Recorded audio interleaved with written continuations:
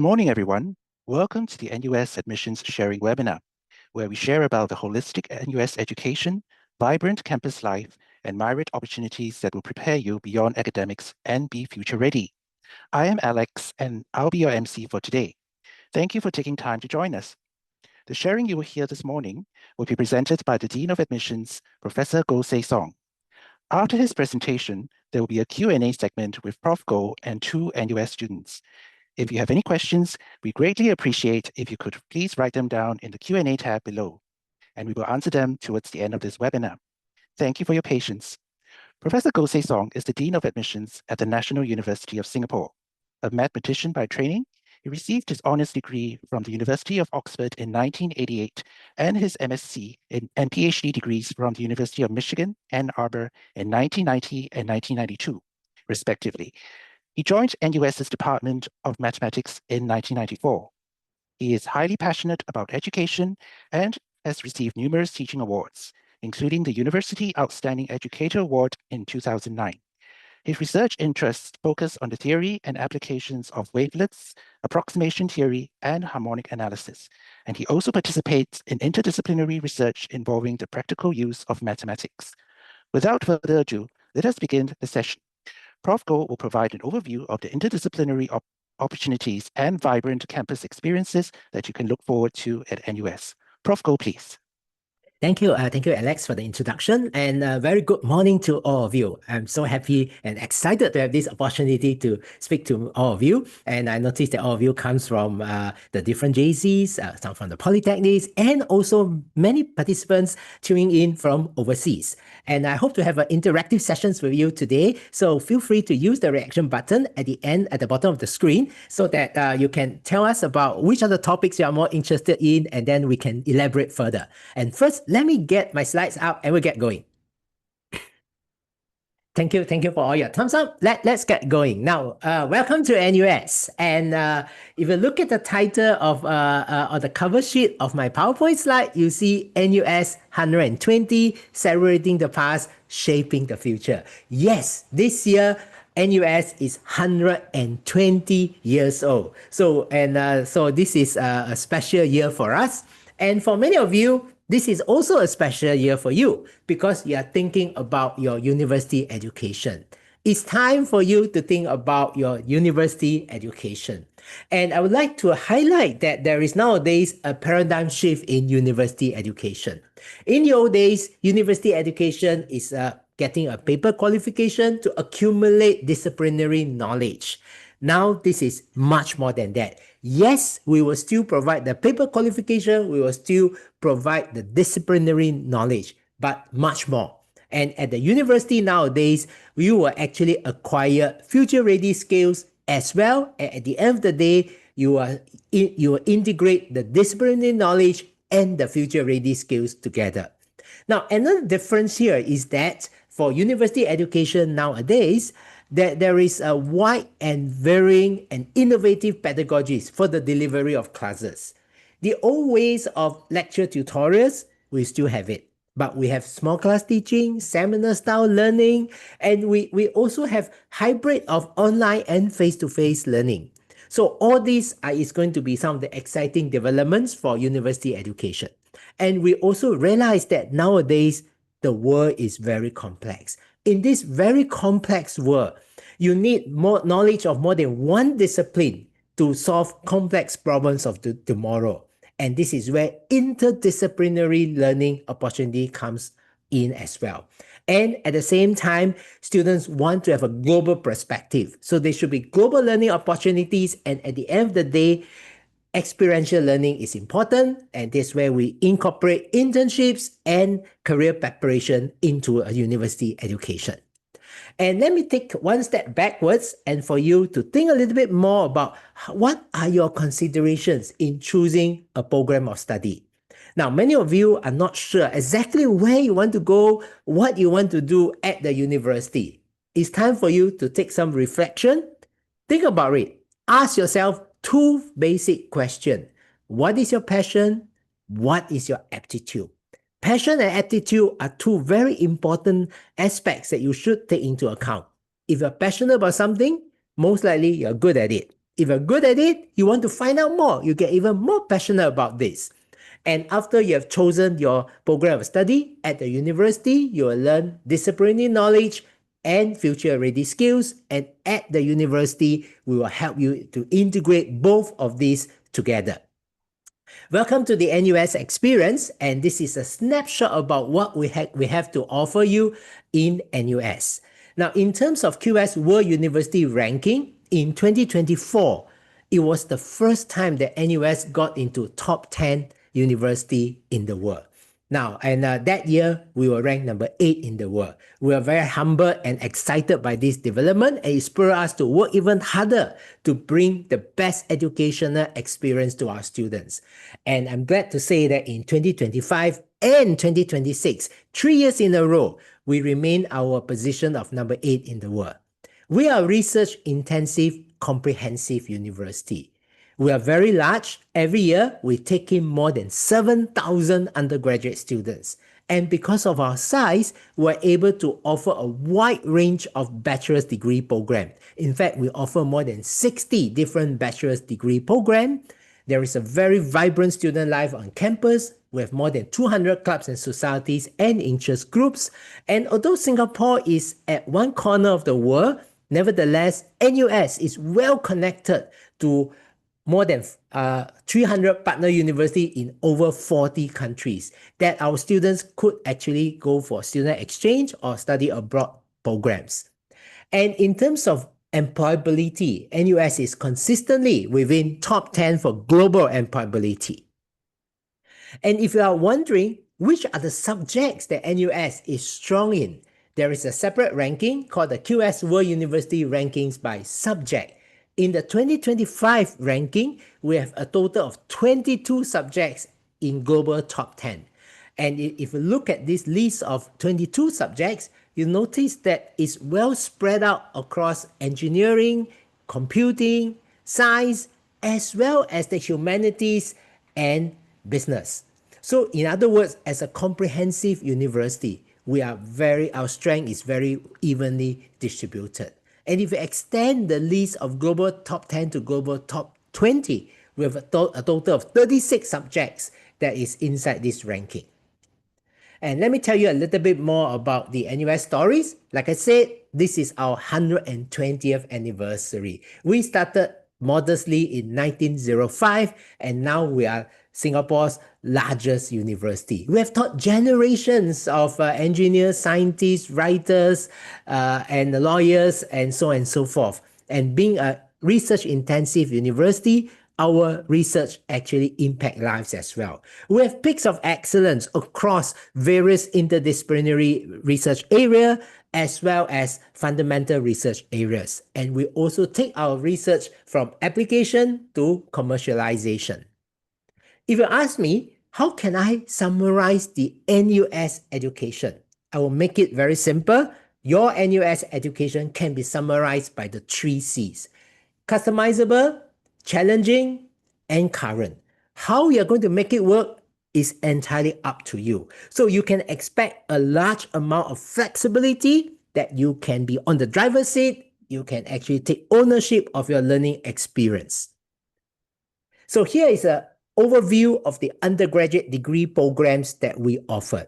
Now you notice that on the right-hand side of the screen, I indicated 4 common admissions programs. Now, what you have here in NUS is that in terms of admission application, we have 4 common admissions programs, which I'll elaborate further. And then there are also direct admissions programs. Direct admissions programs are those that have indicated in blue fonts. And let's say you take the common admission programs, humanities and sciences that have indicated in purple fonts. You just need to apply this as a choice. If you are got admitted to the humanities and sciences program for common admission, then what happens is that there are many majors under this. Like for example, under humanities and sciences, there are all those majors in purple fonts, in arts and social sciences, and in science. You can choose any of these. The moment you are in that humanities and sciences program, you can choose any of these majors, no further selection. And the best part is that we give you flexibility. If you change your mind, like within the first 5 semesters for the humanities and sciences program, you can change any of these majors. Like, for example, you were in one of these majors and you want to change to the other major, no problem, no further selection. We facilitate this. If you're interested in engineering, again, we took a bold step and we let it to be a common admission program so that you have full access to the wide range of engineering majors, ranging from mechanical engineering, electrical engineering, biomedical engineering, as well as new majors like robotics and machine intelligence. Business school, we went on common admission pathway. So under the business administration common admission program, you have a total of 9 different majors for you to choose, including very popular ones like finance, accountancy, and so on and so forth. And common for computer science, we have 2 common admission programs kind of majors. One is artificial intelligence, the other is computer science.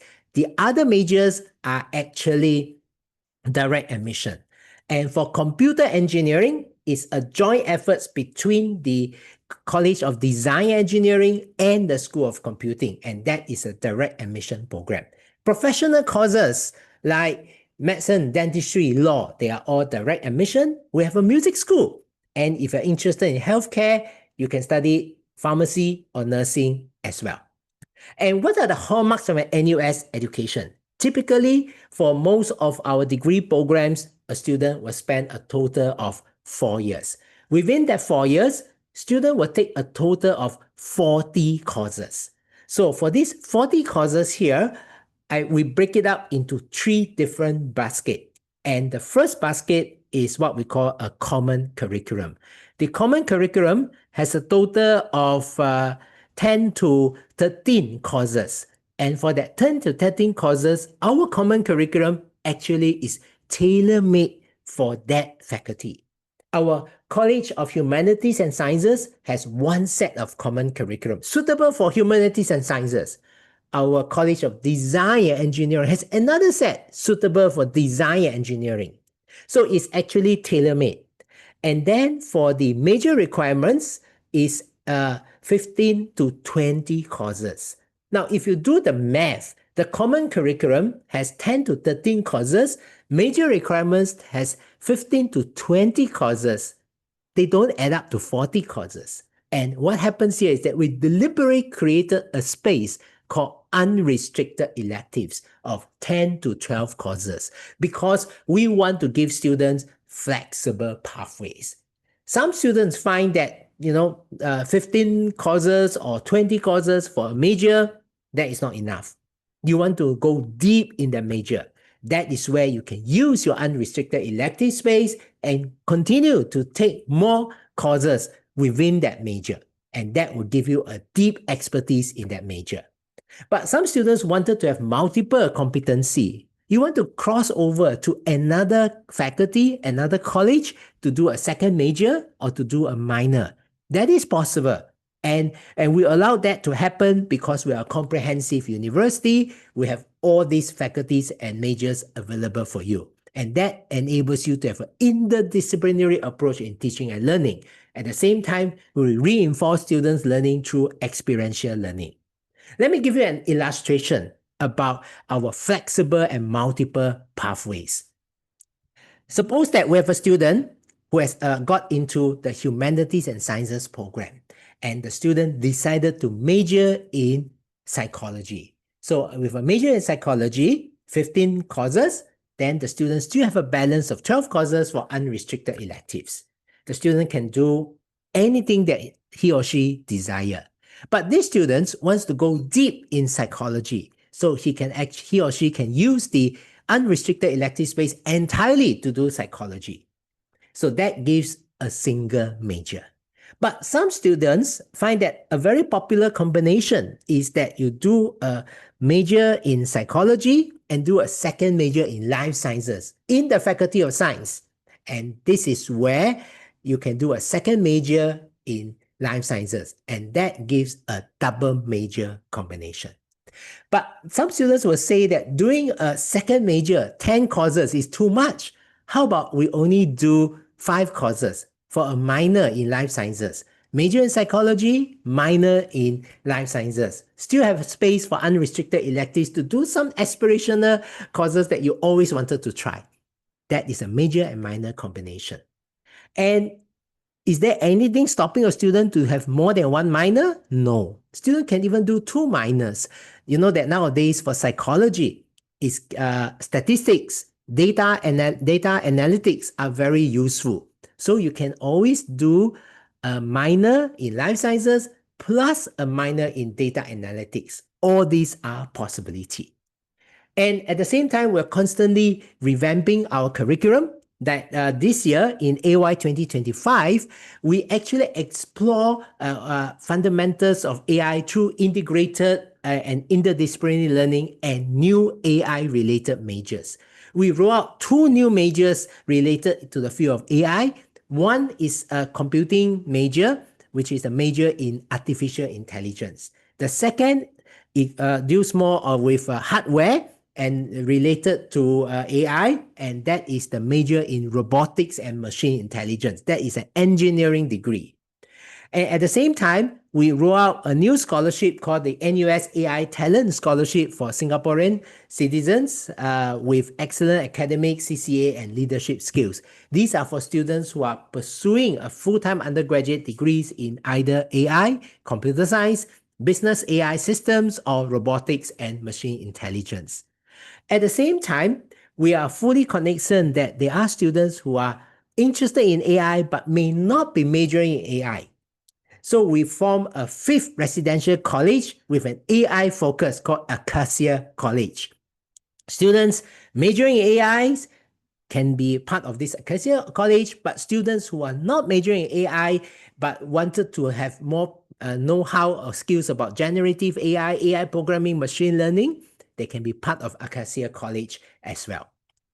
And I've already illustrated you can go beyond a single degree. You can do a double major, major minor. You can even do 2 degrees, double degrees. So like just now, the examples that I have, if the student does 2 sets of requirements about the major in psychology and major in life sciences, then you can actually get 2 degrees. Bachelor of Science in Life Sciences, Bachelor of Social Sciences in Psychology. And that can be done if you work harder, you can finish in 4 years, or else you can finish in 4.5 years.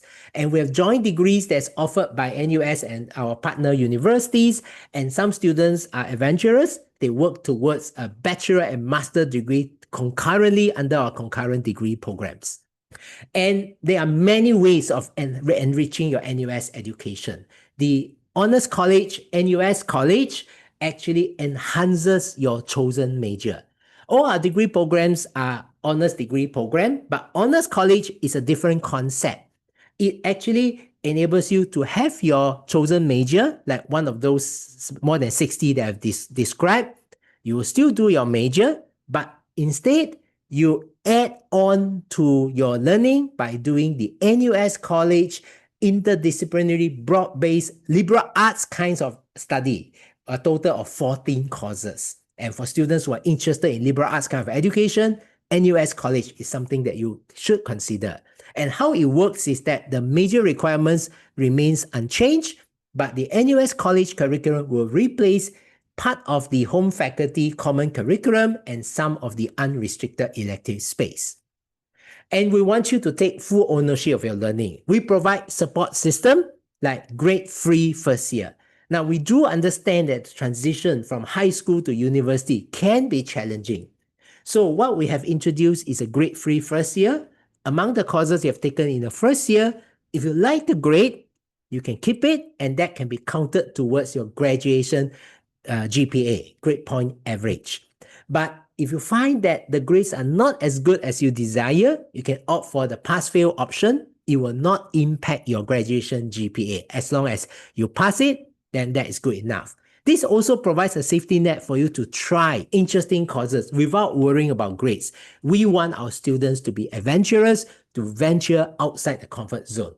Some students are very keen to do research. We have undergraduate research program that you can start to do research project with professors as early as your second year. If you like it, you can do it again in the third year. And there's always the final year project that can be research intensive again. Some students look at our long suite of courses, but there's still something that they like that we don't have. We allow you to customize your learning experience under our Design Your Own Course initiative. Get a few friends together, meet up with a professor, and help to design your own course. And we are fully cognizant of the fact that your learning is beyond the classroom. There's a lot of things that you can actually learn beyond the classroom in terms of skill sets, leadership skills, and various kind of other soft skills. And this is where we introduce NUSOne that integrates the non-academic curriculum like student life and residential life, experiential learning, global opportunities with the formal curriculum. And you can take full advantage of our global opportunities. So this is a snapshot of how you can make the world your classroom. You can, under our flagship student exchange program, you can spend 1 semester or 1 year in one of our 300 partner universities spanning over 40 countries. The best part is that before you go for this student exchange program, there will be an academic advisor that help you to map out the courses that you have taken, that they are going to take in a partner university, and that can be counted towards your NUS graduation requirement.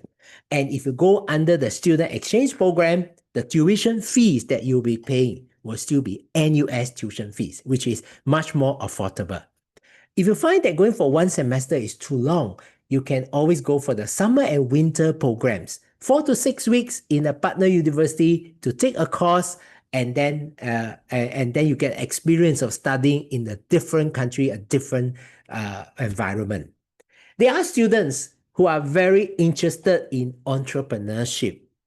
I am happy to share this about this uniquely NUS experience called the NUS Overseas Colleges. This is something that is suitable for students who wants to be an entrepreneur, who wants to work in a startup.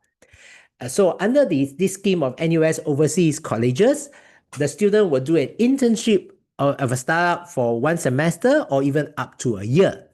And while working at the startup at night, they will go to one of our partner universities to attend classes on entrepreneurship.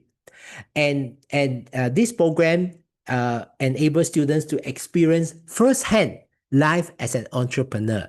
This started a long time ago, in 20 over years ago. In that 20 over years, more than 4,000 students have benefited from this. And through the process, they have founded more than 1,000 companies.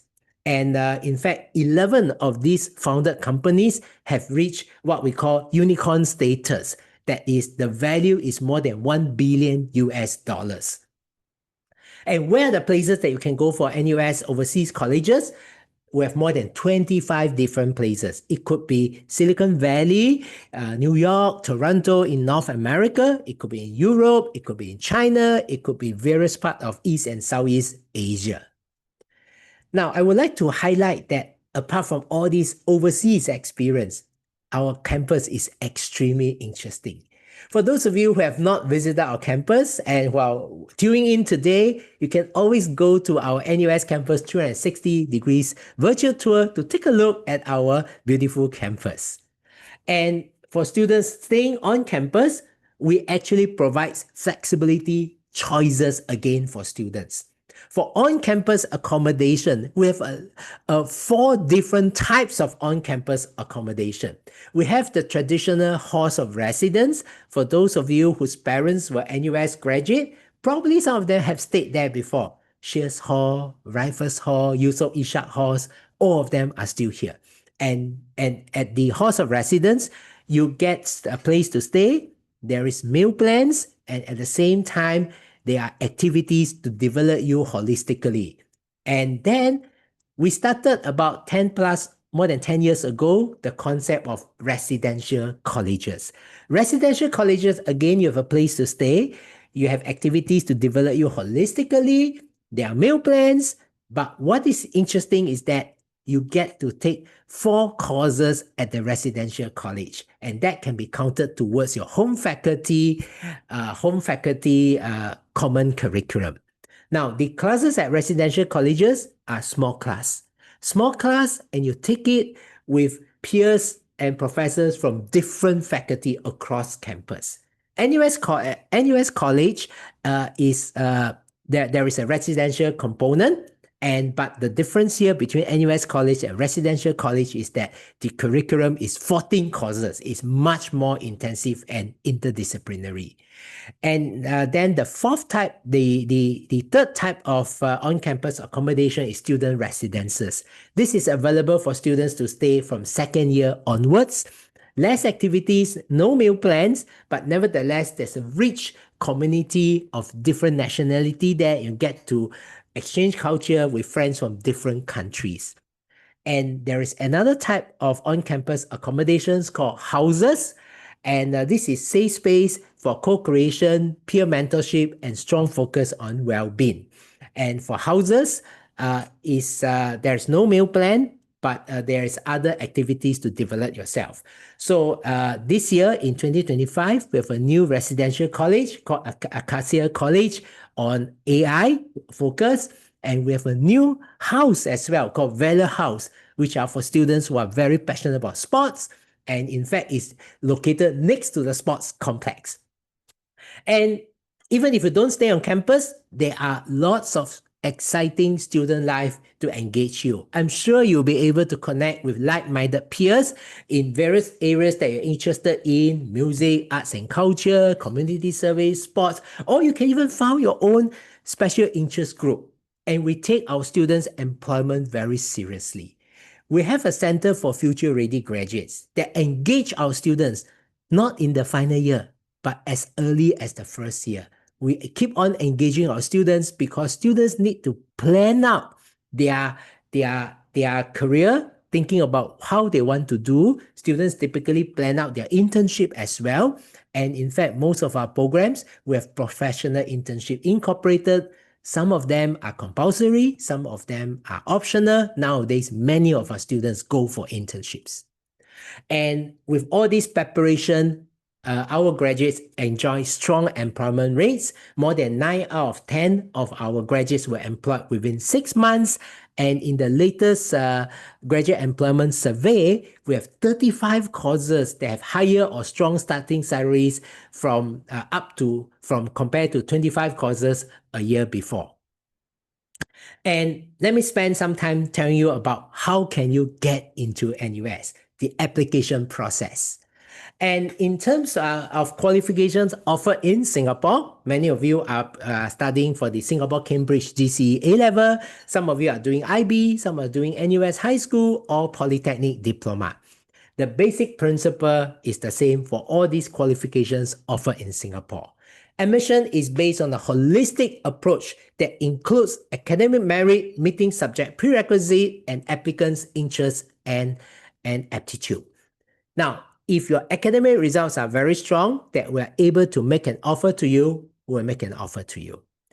And but we do know that it's extremely competitive to get into the university. So for those of you who have good results, but we are not able to make an offer yet, this is where we're going to look beyond the grades. We'll look at your achievement, we'll look at your short response questions, answers, and we'll consider you under aptitude-based admission, which will elaborate further. And at the same time here, we have, for these 4 qualifications, we have what we call first choice bonus point. Now, we want to recognize your passion for that program that you put down as your first choice. You have a total of 8 choices. You put down that as a first choice. We want to recognize your passion for it. And for programs that you put down as a first choice, then you will get a first choice bonus point to give you a leg up. And these exclude programs with specific interviews and tests as listed over here. Let me talk, how about international qualifications? Now, I've already discussed about the qualification for Singapore cities offered in Singapore. Now, how about those offered overseas? Now, we recognize more than 30 different international qualifications. Each one of these you can go to the website and look at the specific requirements. And I want to say a few words about the aptitude-based admission. NUS is adapting a holistic approach to this, and under aptitude-based admission, on the application form, you can list up to 4 achievements and answer 5 short response questions so that you can highlight to us your attributes beyond grades. So what are the questions on the short response question? Now, we are not looking for a fancy essay. We are not looking for, flowery writing. We are giving you an opportunity to showcase your aptitude, passion, and interest. And if you look at the character limit of this short response question, most of them are 600 characters, 5 to 6 sentences. And the first question is asking you about your prior preparation for your chosen degree program. Second question about your resilience, how you pick yourself out from failure. Third question, we want you to be reflective and how it has impacted you in a concrete way. Fourth question on your proudest achievement. And fifth question, anything else you want to highlight. And we do offer a wide suite of scholarship for Singapore citizens.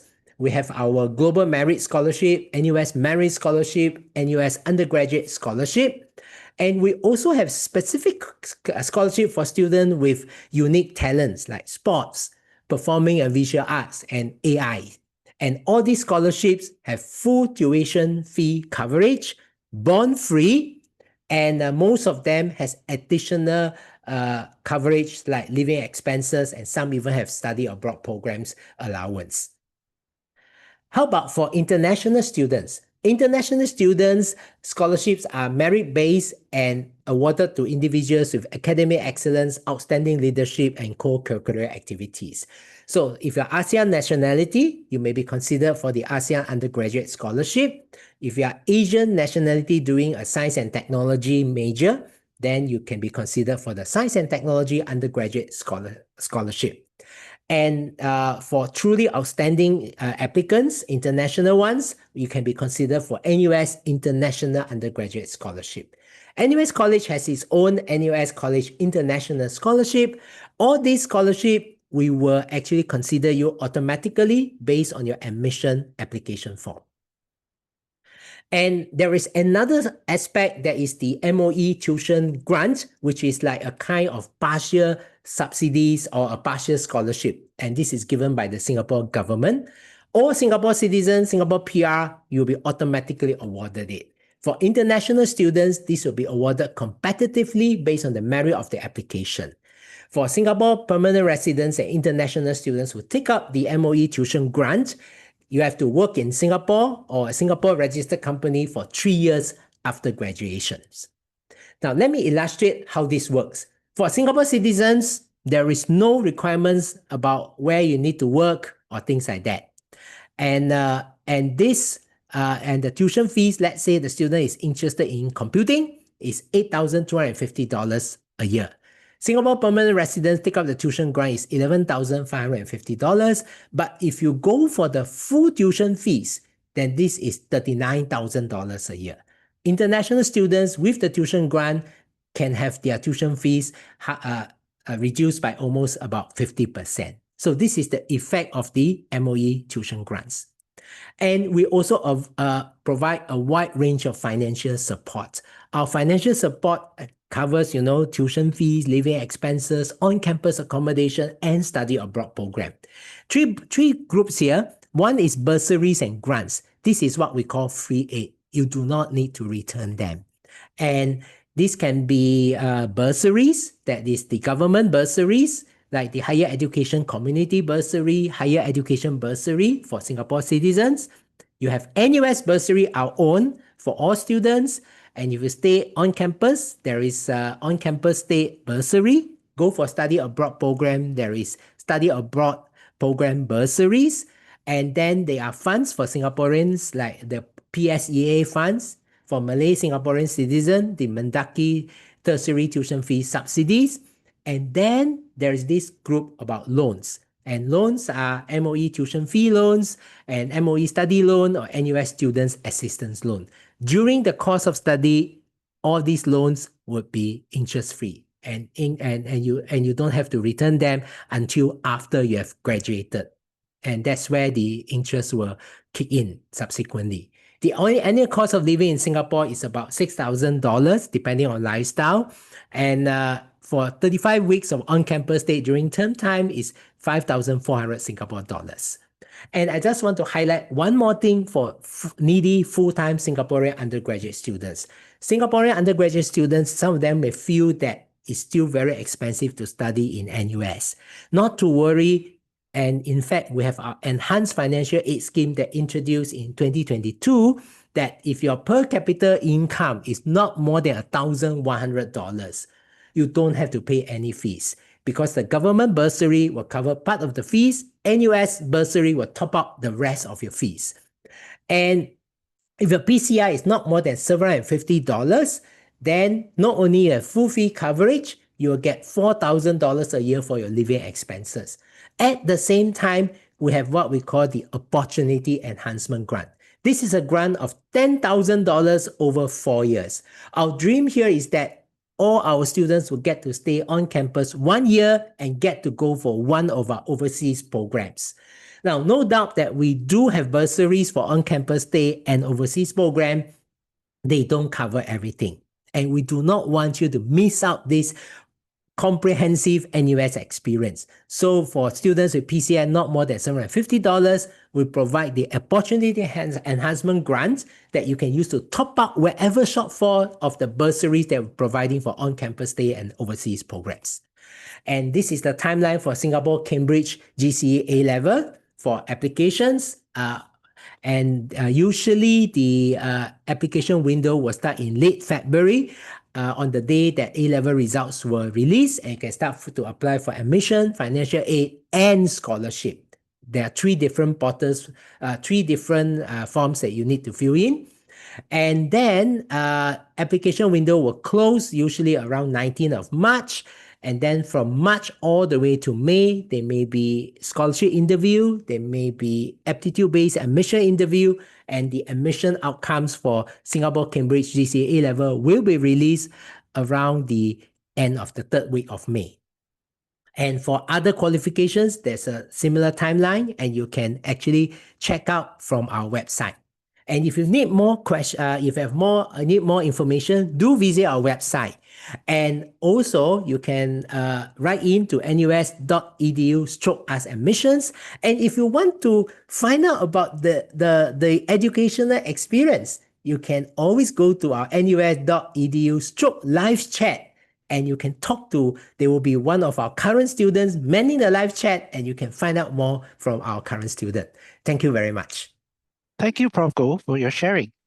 We'll now move on to the Q&A segment, and we have especially invited two current NUS students, Harnoor and Guang Rong, to join in the session.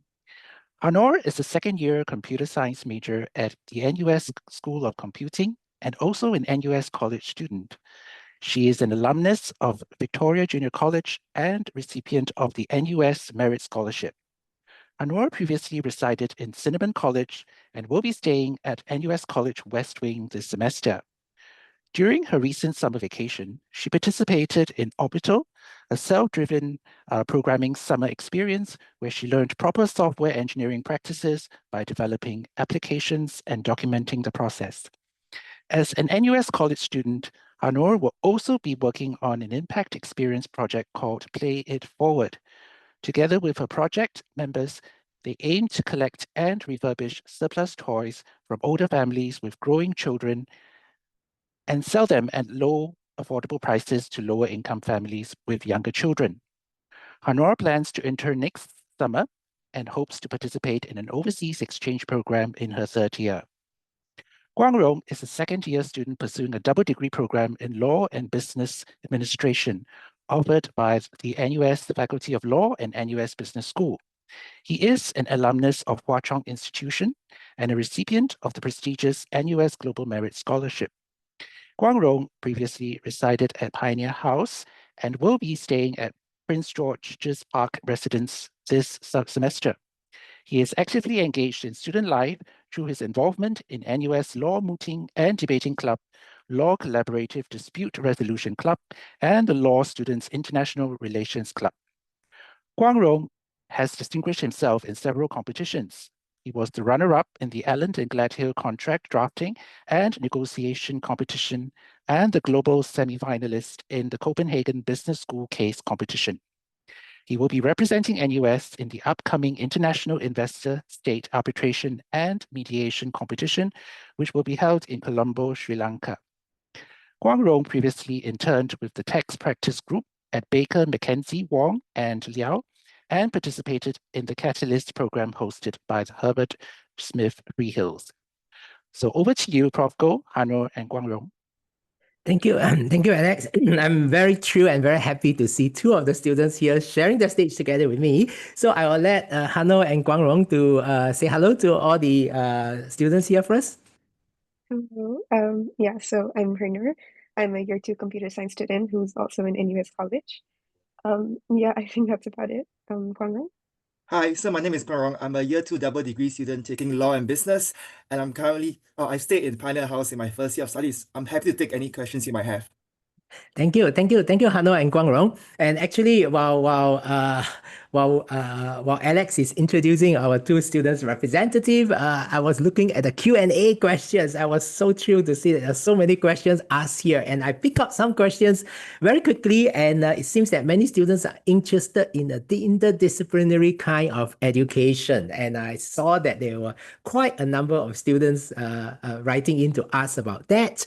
Now, you know that nowadays interdisciplinarity is something that students are interested in. And as I've already illustrated, there are actually quite a few aspects of interdisciplinarity. And one aspect is that you can achieve it through a broad-based curriculum like NUS College. And I think Harnoor is the best person to tell us a little bit more about what is so unique about the 14 courses about NUS College. Yeah, over to you, Harnoor.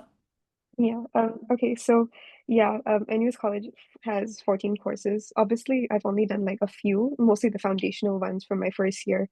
And honestly, I think the fact that NUS College courses actually replaces a lot of SOC's common curriculum shows how much overlap or like complementing it does to the SOC curriculum. So I think the SOC common curriculum has things like a writing requirement and things like that. But because I'm in NUS College, I actually only need to take this digital ethics module, which I took last year.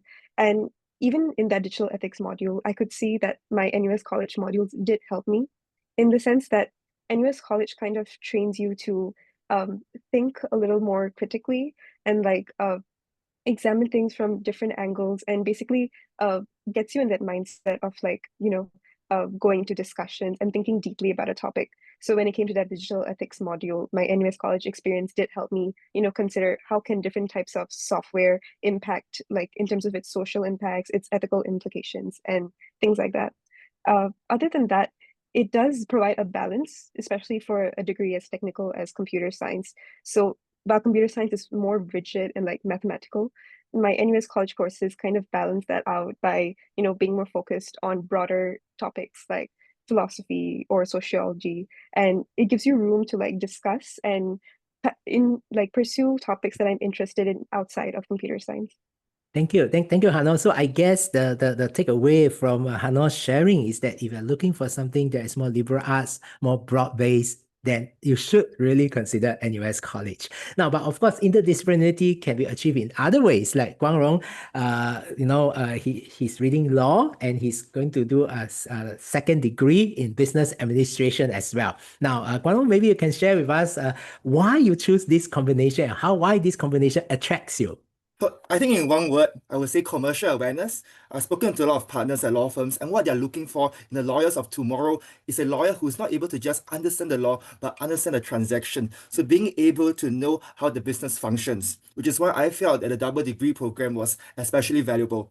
And I think that in the workforce of today, it is something that's also highly valued by employers. So when I was interning at Baker McKenzie, one of the lawyers that I worked with was actually a senior from NUS Law as well. And she's taking a double degree course, or she took a double degree course. And she said that was one of the reasons why she was able to do so well in her practice, having that interdisciplinary aspect to her education. I think it's the same in HSF as well. When I was talking to a few partners, most of them were either a double degree students themselves, or they took up a postgraduate business degree. So I think the double degree program with NUS, this 5-year program, is extremely valuable. And I think being a double degree student, you also get a lot of opportunities to meet people from beyond the law faculty. So for me, I did a case competition with some of my friends from NUS Business School. So it was very nice getting to know them and getting to know how, let's say, a consulting firm will operate. And being able to work with them on a real business problem was something that I found to be personally very exciting, and also something that was very enriching as well, because that sharing of perspectives really broadened the way I thought about legal issues. So I think all in all, the double degree program is fantastic for a interdisciplinary education, and I think it's something that will be highly valued in the future. Thank you, Guang Rong. And in fact, of course, some of you may say that a double degree takes 5 years, but you can still go for a double major. Double major, you can definitely do in 4 years. Or major minor. Now, just now when I was speaking, I think that I saw a lot of questions that students put out. Whether is it possible to do a second major or a minor from another faculty? And the answer is a resounding yes. And then there are other questions about when should they commit for all these double degree or double major or major minor. Now, on the admission application form, there are two parts. One is the single degree program, what we call SDP. The other part is called the multidisciplinary degree program, NDP, where you can actually ask for a double major or double degree or major minor. Now, this is something that we package together for the student at the point of application. But that is not all the choices that we have. We have a lot more choices. So we want to give students flexibility, and during the course of study, like after 1 year, the student decided that, oh, I'm very keen on this second major, this minor. You can do that, no problem. And really, as a comprehensive university, you can go from one college to another college to do something different. I think that is some of the key things here. Now, another question that I noticed that during the registration of this webinar, I think many of you asked questions about residential life. Now, staying on campus, I've highlighted the different options. I saw your enthusiastic response when I talked about the 4 different kinds of on-campus accommodation. Now, both Harnoor and Chua Guang Rong have stayed on campus before, and they are still staying on campus. And Harnoor, would you like to tell us more about staying in Cinnamon College as part of your NUS College studies? Yeah, over to you, Harnoor. Yeah, so for the past year, I've stayed at Cinnamon College, and honestly, I had a lot of fun. So like there's different types of accommodation at Cinnamon. So me personally, I was staying in a suite, which is like a collection of 6 individual rooms and a communal living area and a communal bathroom. So it was quite nice because I actually really bonded with my suite mates. And even beyond that, each floor at Cinnamon has like a floor lounge. So like in between classes, like people always like stop by the floor lounge either when they're leaving or coming back from classes. So I was actually also quite bonded with my floor mates. And I think this bonding made my residential life really I wouldn't say smooth, but like I always had this support system at Cinnamon, and it made like a lot of the challenges of starting uni life much more bearable, much more manageable when you have like this whole network of people who are going through the same thing or at least similar experiences as you, and we're all there to like help each other along the way.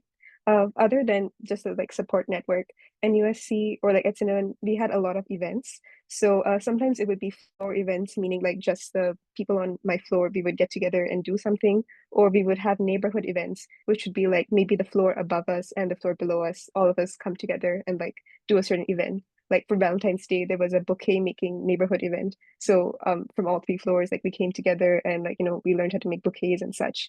And outside of that, NUSC also has a lot of interest groups, a lot of clubs. There's like a book club called Brain Food Plus. So where you can like discuss literature outside of that academic setting where there's a pressure to, get a good grade in that class. Yeah, and also we have celebrations for like events. So I remember on Halloween, like each residential college has like their own haunted house. So me and my suite mates, we went around going to the different haunted houses. So it's a really fun atmosphere. There's a lot of events like outside of academics that NUS College hosts, and it was really fun staying at Cinnamon because then you get to like really experience all those events and like to be there for every celebration in that sense. Thank you, Harnoor. So as you can see here, staying in a residential college or on-campus stay really has a lot of interesting activities and development opportunities. Now, this concept that we have about houses is something that I think is less familiar to many of our students here. So, and Guang Rong has stayed in Pioneer House. I think you're the pioneer around the pioneers of the Pioneer House. The Pioneer House is pretty new. Not that many years of history. A few years among the pioneer batches of Pioneer House. So I'll let Guang Rong tell you more about Pioneer House and Thank you houses so in much. general. Yeah. So I think my stay with Pioneer was extremely positive and I really enjoyed my time there. I completely agree with what Harnoor said about the community, and I think that in Pioneer we have a very strong community system as well. One of the hallmarks of PH is that we have a pure mentorship system. So I had a mentor from year 2, year 3, and they were giving us really good advice throughout the entire year on how we can manage our time, how we can adapt to university life. So from the get-go, that made me feel very supported and very welcome into the entire community. We also have PCT clusters, so it's about 3 floors worth of students, and together we'll go for events. Sometimes we go and watch a movie together or just grab a meal. And we also have structured events as well, so that we really get to know each other. And of course, the great thing about Pioneer House is that a lot of the students are also international, so you get to meet people from all over the world. Some of my my floor mates were from Sweden, they were from India, and it was that ability to really talk to other people from other countries that I found extremely exciting.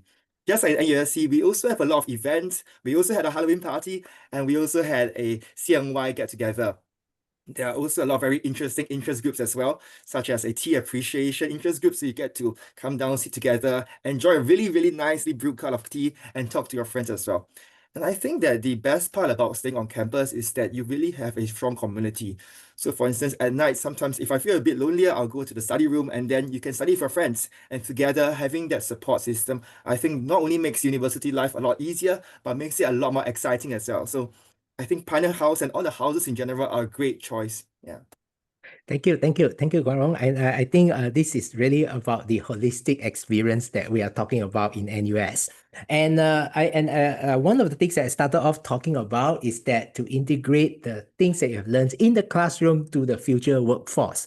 Experiential learning is something that we are strongly advocating. And I think Harnoor did something very interesting over the summer, the Orbiter project that is a little bit different from the typical kind of things that you do as in the university curriculum. So I'll invite Harnoor to talk about that, about how you actually get experiential learning through that. Right. Yeah. So, for those who don't know, the orbital project is something like you find a partner, and then the two of in pairs, you sort of work on creating some kind of software. So, like an application, a website, something along those lines, and it's basically like a product. So, yes, this was, I think, at least for me, because I have no prior CS knowledge. As with a lot of things, the learning curve is very steep. And in the initial stages, it did feel like this was completely new, and I was like, I have learned nothing that I can apply to this. How am I supposed to like go about doing this? But actually, I think even though the initial stages was a bit more unfamiliar, about halfway through, I started to see some kind of like similarities from my previous modules. Like, for example, there was this programming methodology module I took last semester. It was taught in Java, and it was basically teaching the concepts of object-oriented programming. And I feel like I saw a lot of those concepts that I could apply in Orbital when in writing code and everything.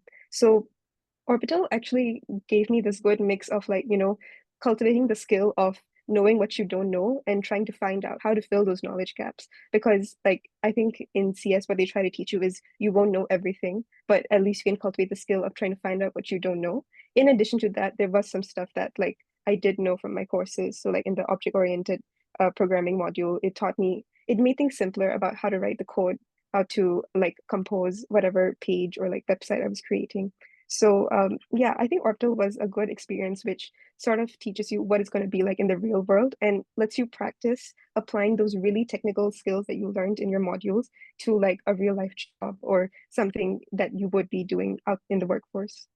That's wonderful. I think studying for a computer science degree, of course, you need to, at the end of the day, be developing applications, programs, and writing programs that suits the real world. Now, Guang Rong, as a law student, actually make very good use of your summer as well, that you went to a couple of law firms for internship. So after 1 year in the law school and now going to the internship, what have you noticed that what have you learned in the classroom versus what is done in the commercial world? Thank you for the question. Yeah. So firstly, I think NUS really prepares you really well for internships. The rigor as well as the teaching makes it such that your legal research skills are top tier. And when you go to the firm, you can really apply these research skills. For instance, I have never touched tax law before I entered Baker McKinsey, but having that strong foundational skill sets meant that it was easier for me to pick up the research, to write good quality memos to submit to the associates. And on this front, I also really want to talk about how NUS's very strong local networks makes it a lot easier for students to get internships. I remember during my Orientation, they brought us down to various firms to talk to the lawyers, to get to know the firms better. And every year we have a career fair where more than 50 firms come down to really engage the students. And it's through these networking sessions that I think that you really get to know the legal industry. So I'm really grateful to NUS for giving us that opportunity. And I think that moving forward, the firms are also coming down very soon again. And if you're a student, you really feel that you have a lot of opportunities to really go and explore.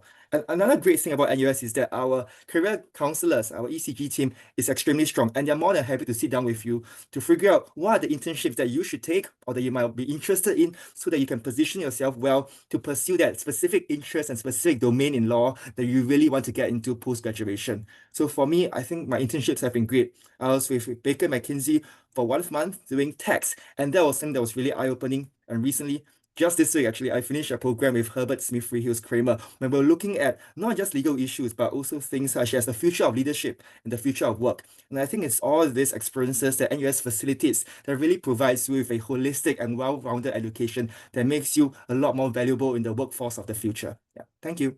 Thank you, Guang Rong, for your sharing. And I think in the interest of time, maybe we have to close this session soon. I will invite both Harnoor and Guang Rong to share some advice to the prospective students, because I think many of them attended this webinar to find out more, to find their directions. And you were in that situation a couple of years ago, I guess. And now I think it's good that you share your perspective. So over to you, Harnoor, about some advice to the prospective students. Yeah, I guess the advice I have is a bit cliche, but when it comes to like university or NUS, I would really say take advantage of the various opportunities you get to try something new. Like, I feel like this is the first time most people are outside of that really structured formal education till like pre-tertiary. But in university, things are very different. And I think one of the things I enjoyed most was like trying new things and like developing interests instead of just like going for what I'm already interested in. I think NUS provides a lot of opportunities. NUS College does as well to like try new things. And honestly, university feels like the best time to when you have the time and energy and capacity to try these new things and enrich your life in that way. So yeah, don't be afraid to try new things. So That is very solid advice. Yeah, over to you, Guang Rong. Thank you. So I think I have two pieces of advice, one for the admissions process and then one for university life. I think for admissions, really just be yourself and enjoy the process. For me, I think my interview with the law school professors was one of the reasons I chose NUS in the end. They were very nurturing, very friendly, and I think we even joked around about some of the issues. And I felt that that process and getting to know the faculty better really made me choose NUS in the end. So be yourself and enjoy the admissions process. And while in university, I think the second piece of advice is to really dare to put yourself out there, to talk to people, not just within your faculty, but especially from beyond your faculty, and just attend events. NUS has, I think, more than one event every day from the different faculties. So really just put yourself out there and attend events that maybe that you might feel uncomfortable with. So for me personally, sometimes I like to pop by the Lee Kuan Yew School of Public Policy to attend lectures, attend seminars on geopolitics, and you get to talk to a wide array of people as well. And sometimes you can go to NUSC and they have events there as well.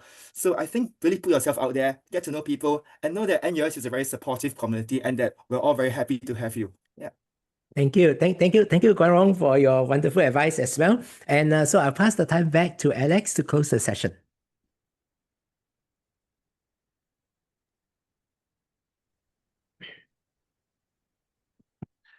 Thank you, Prof. Goh, Harnoor, and Guang Rong for sharing your experiences, insights, and sound advice. I hope they have managed to answer your questions and clarify your doubts. With that, we have come to the end of today's webinar.